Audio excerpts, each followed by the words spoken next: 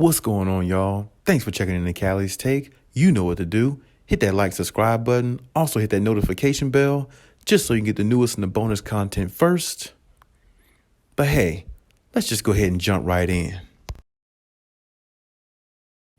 Here lately, Kevin Garnett speaks on the Lakers, and he talks about how Russ can redeem himself and how nobody wants to see LeBron James and the rest of the crew as an eighth seed because, it would just put, more pressure on the other team. And then he speaks on another topic that's even more real than that. I think that's more valid, I would say, about the Lakers coaching. He basically says, F out of here. With these coaches. Are they serious with what they're trying to acquire? And I definitely got to agree with them. I will say this, I do like Darvin Ham as a pick for them. If I had to pick from the three, as I said the other day in my video. But at the same time, what Kevin Garnett's basically saying is, are you trying to win a championship, or are you just trying to fill a roster spot or fill a spot on the head coaching seat? Because it's like, man, these picks that you trying to bring in, they not championship worthy, really. You don't even know what you're getting.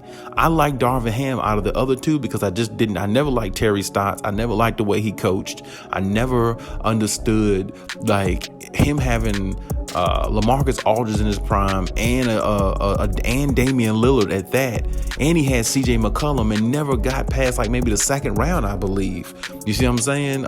Maybe got to the conference finals once, but he should at least, with that type of talent, he could at least made one NBA finals. I just don't think his coaching is that good. And then Kenny Atkinson, like I said, that's laughable to me if you're trying to get somebody like him in there on the Lakers with all this talent that they supposedly have, and they trying to win a championship. You can't have coaches like that and just expect them to go out there and get the job done. Hell, Frank Vogel couldn't do it. None of those coaches are going to get through to the team. Maybe besides Darvin Ham, simply because Darvin Ham does have a voice, and a lot of players do respect Darvin Ham and stuff like that. I get that. But as I said before, a voice in the locker room and having the right piece in the locker room is two different things.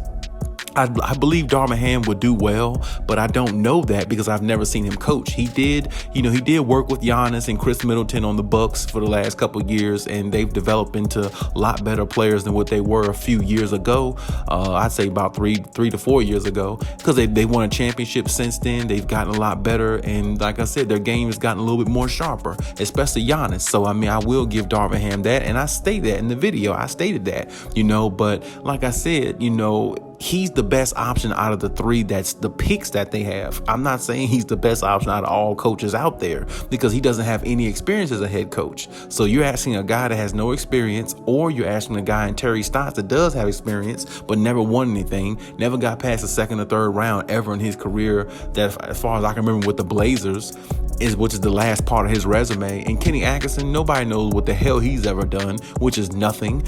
And like I said, if that's the only options or resources that you have, the Lakers are in trouble because, like I said, they already don't play defense. And Frank Vogel, the coach they let go, was a defensive head coach. He was known for defense. Back in the days with Indiana, when he had Paul George in his prime, and Lance Stevenson and all those guys, and David West and all them, they were known for defense. Roy Hibbert, they were known for defense. And like I said, their offense was just average, but they were mainly known for defense, and they still found ways to get the conference finals, almost made it to the finals once or twice, due to Paul George back then and his superstardom. But this is my point. It doesn't matter with the picks that they have right now. You can't honestly say that one of these picks can come in and all of a sudden the Lakers going to be a championship type team. And that's where I draw back from KG when he says something about, nobody wants to see Bron and them in the A spot. Yeah, maybe he's right. If LeBron James was able to carry a team the way he used to, maybe he would be right if LeBron James had a better head coach. Maybe he'd be right if they actually play defense. But the way they're constructed now, and if they acquire one of these coaches who really doesn't have a resume that's valid enough, you can't say what they would be like. And like I said, it's almost like when he thought about what he said and then he saw the coaches that the list that the Lakers have in regards to who their selection is. This is not going to win you a championship, I don't believe. I'm not, like I said, none of these coaches of the list that they brought out, these last three, has a resume that goes far enough for you to believe that they can win a championship. Now, there still is some lingering, talks out there about Doc Rivers, but it's starting to really wane or fade with him specifically, because I don't know if the Sixers are going to let him go anywhere. I don't think he wants to leave the Sixers. I'm not sure if he would, because he still has Joel Embiid, a younger player.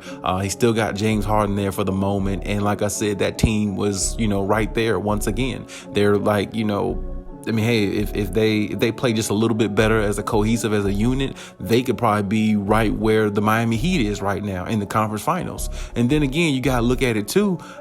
James Harden hasn't been there that long with Joel Embiid. They're really still in the process of learning each other to, make the team better. Because, for a long time, or at least a while, Ben Simmons was there and they made the trade and everything mid-season, all that stuff. And like I said, they still got the little kinks and stuff to work out and things like that. So, with Tyrese Maxey evolving the way he is, I'm not sure if Doc Rivers want to even leave that situation, to be quite honest with you. But I think the Doc Rivers thing might be a little bit more far-fetched, but right now, those three finalists of coaches, the Atkinson, Darvin Ham, and Terry Stotts, is pretty much where they are. And like I said, I kind of agree with KG on one part of what he says in regards to the coaching. Basically what he's saying is you're not trying to win with those type of guys as your head coach. I just don't feel like you're not trying to win championships. You can win some regular season games. You might can make a 8th seed or 7th seed and maybe get past the first round, possibly, or maybe make a play-in tournament. But I'm not sure if one of those three coaches in the finalists of the candidates that they have can help you win a championship. Matter of fact, I'm almost positive by saying that, because like I said, to me, LeBron James would be the damn coach on the team if one of those three become the head coach, because I guarantee more players are going to listen to LeBron James than they're going to listen to Kenny Atkinson or Terry Stotts. They might listen to Darvin Ham, but at the same time, Darvin Ham has no experience, so it's kind of hard to listen to somebody that you may like but has no experience, because he doesn't know anything about coaching. He has never taken that role before. He's never, been in that position. He knows what it's like to be one of the assistant coaches of a team, but he doesn't know what it's like to be the head coach and be the guy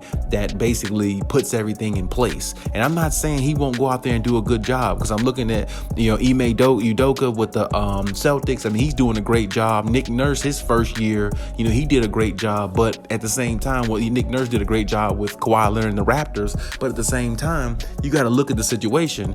Ime Udoka has Jason Tatum and Jaylen Brown, young players. Nick Nurse had Kawhi Leonard, a top 5 player in the NBA, and won a championship. You know what I'm saying? Like, any young coach going to the Lakers, what do you have? You have an aging superstar in LeBron James. He could put up points, but he can't help you win anything. Him putting up points means nothing if the Lakers are not winning. Nobody gives a damn. People care only because he's about to break that record, the all-time scoring record. But other than that, what would it mean if they're not winning? They don't mean anything. It's just a bunch of losses with him having a bunch of points. And that's nothing in regards to trying to win championships. Anthony Davis can't stay healthy. They're actually thinking about trying to trade him because they don't even know if his value is going to be worth anything in the future if they do need to try to get rid of him, because he doesn't pan out to what they think. They're thinking about getting rid of him now just because his trade value is not that low. And Russell Westbrook, they really can't trade him because nobody wants the dude. His contract is too high. And on top of that, they just don't know what they're getting out of him from night to night in regards to some consistency, unless it's on the opposite end, which is the bad end. He does give you consistent turnovers. He doesn't give you consistent good. And that's the problem with him. So my point is, any coach that's going to coach this team, you're going into a situation where it's really, really a bad situation for you. And like I said, whatever coach is on this team is going to take, probably all the blame. And, LeBron's going to get another scapegoat basically in the situation. So, I don't really see how this operation would work. And then, like I said, honestly, now that I look at it, I guess it's probably best for like a young coach or a coach with no experience to coach this team, because at least if he takes all the blame, at least it'll be like, oh, well, he's a young coach. He doesn't have much of a coaching resume. He's never been that good of a coach anyway. Just blame it all on him. Because like I said before, the biggest problem the Lakers is two things. One, their defense is horrible. But number two, which probably should be number one, is Rob Pelinka. Rob Pelinka is the one that should have been fired in this whole situation. It shouldn't have been Frank Vogel. Frank Vogel is a good coach. They just won a championship with Frank Vogel like 2-3 years ago. Frank Vogel had the Indiana Pacers in the conference finals back then when he was the coach for them. I mean, the Indiana Pacers haven't been to a conference finals or nowhere close since he's left. So this is what I'm saying. I don't think they had the right head coach, I thought, because they won a championship with him. So they definitely had the right head coach. They just didn't have the chemistry and everything like they had prior to that, because the team they had in the bubble, they had a healthy Anthony Davis, they had a couple years younger LeBron James, and they had bench players on there that really fit what they were trying to do. Kentavious Caldwell-Pope, KCP, Alex Caruso. You see what I'm saying? Even Kyle Kuzma, you see what I'm saying? They had other players like that on the bench there that, kind of knew their role, knew what they're supposed to do when they came in, and they played their role to the best of their ability. And they had Rondo, also another high IQ dude who comes off the bench, who can play well and knock down big shots. And they had, Dwight Howard was playing a little bit better then. You see what I'm saying? They had more of a cohesive unit. And ever since they kind of broke that unit up, the defense wasn't as good. They got rid of Caruso, they got rid of KCP. You know what I'm saying? Like they also had Danny Green. Danny Green got rid of him. You see what I'm saying? All the defensive, Rondo got rid of him. All the defensive players they had that knew how to play defense isn't there anymore. So now it made it look like Frank Vogel was the problem, but Frank Vogel didn't have the same pieces that he had. He had a bunch of guys now, Carmelo Anthony and, Trevor Ariza and all these old guys who can't defend, or who never defended at all, or who used to be a good defender but definitely isn't one now, and who definitely they don't have the body they used to have. They don't have the energy they used to have because they're older. And this is the point. Frank Vogel was not the problem. The problem is always been Rob Pelinka. Rob Pelinka is not a good general manager. They need to get him out of there.